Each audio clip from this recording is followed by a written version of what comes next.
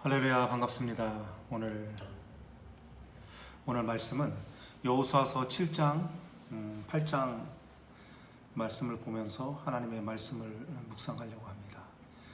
이스라엘 백성들이 그 하나님의 약속을 받고 가나안 땅으로 이제 가는 여정 가운데 이 가나안 땅에서 이제 본격적으로 그 가나안 땅을 정복하기 시작하는데, 첫 번째로 그 이스라엘 백성들이 그 요단강을 먼저 하나님의 은혜로 건넜습니다.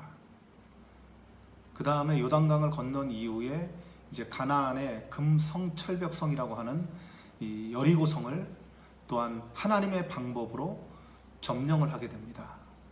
첫 번째 그 요단강을 건널 때도 하나님의 방법으로 요단강을 건넜고, 두 번째도 여리고성을 점령을 할 때도 하나님의 방법으로 여리고성을 점령을 했습니다. 그러니까 전쟁은 하나님께 속했다 그랬습니다. 오늘날에 있어서 그 영적 전쟁 또한 마찬가지입니다. 우리가 영적 전쟁을 할 때 하나님의 도움이 아니고서는 저와 여러분들은 결코 승리할 수가 없는 것입니다.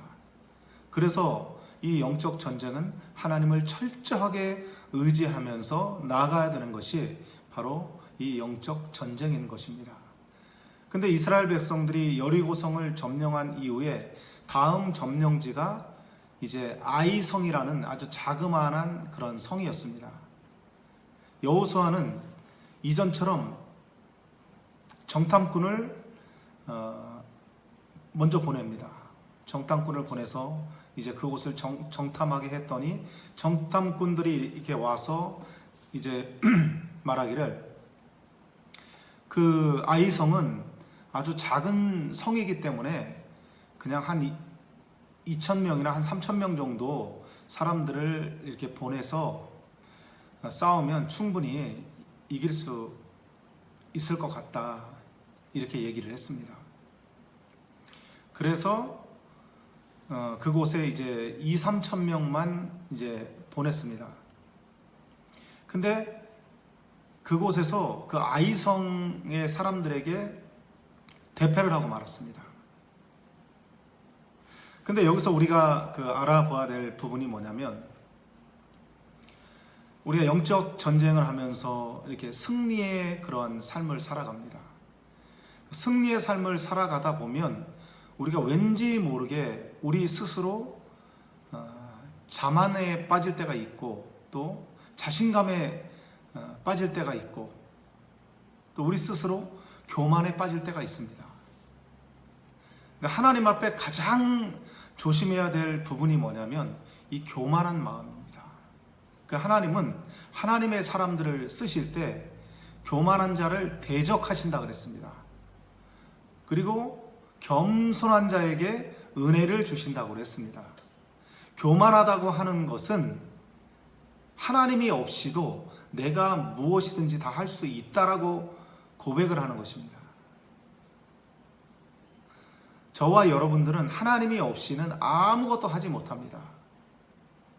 마찬가지로 오늘 이 본문의 말씀에 있듯이 이스라엘 백성들도 스스로 자만에 빠지게 된 것입니다. 이전처럼 하나님의 방법을 쓰지도 않았습니다. 하나님은 요단강을 건널 때도 그렇고 여리고성을 건널 때도 그렇고 하나님께서 구체적으로 요단강을 건너고 여리고성을 무너뜨릴 수 있는 그 방법을 가르쳐 주신 것입니다. 하나님의 방법대로 했기 때문에 그곳을 점령할 수가 있었던 것입니다. 그러나 이 아이성에서는 하나님의 방법이 아니었습니다. 자신의 자신감이었습니다. 우리 스스로 자신감에 넘친다라고 하는 것은 그것은 굉장히 조심을 해야 될 부분인 것입니다. 하나님이 우리에게, 저와 여러분들에게 담대함을 주셔서 담대한 믿음으로 나아가는 부분들은 하나님이 역사하는 부분이지만, 내 스스로 왠지 내가 잘난 것처럼, 내가 잘 나가는 것처럼, 내가 똑똑한 것처럼 내 자신이 나타나게 되면 결국은 스스로 멸망하는 길인 것입니다. 교만은 패망의 선봉이라고 그랬습니다. 넘어짐의 앞잡이라고 말씀해 주셨습니다. 사단도 교만 때문에 하늘에서 쫓겨 내려오게 된 것입니다. 그래서 우리는 스스로 내 자신의 일평생 살아가면서 겸손해야 된다는 것을 결코 잊지 말아야 될 것입니다. 이스라엘이 대패하자마자 이제 지도자인 그 여호수아는 하나님 앞에 저물토록 기도하기 시작합니다. 이게 바로 지도자의 모습입니다. 어떠한 문제가 생겼을 때, 어떠한 어려움이 생겼을 때, 어떠한 시험이 왔을 때 지도자의 자세는 하나님께 무릎을 꿇어야 됩니다. 문제의 원인이 무엇인지, 왜 우리가 패할 수밖에 없었는지 그것을 구체적으로 하나님 앞에 묻는 것입니다. 하나님을 의지하는 것입니다. 그러니까 하나님께서 이제 어떻게 하십니까? 하나님께서 그 이스라엘 백성들이 패할 수밖에 없는 그 이유를 하나님께서 말씀을 해 주십니다. 그 이유가 뭐였었냐면 그것은 그 아간이란 사람이 하나님께서 그 아이성과 그 전쟁할 때도 그렇고 그 여리고성에서도 그렇고, 근데 하나님께서 뭐라고 말씀하셨냐면 그 전쟁을 함에 있어서 이제 그 탈취물들 있잖아요. 그 탈취물들을 자기 스스로 취하지 말라고 하나님께서 미리 말씀하셨습니다. 그런데 아간이란 사람이 그 가나안의 그 아름다운 그 외투 한 벌과 그 다음에 그 금덩이 그 하나를 보고 욕심을 부렸던 것입니다. 그 욕심을 부려서 그것을 이제 숨겨놨습니다.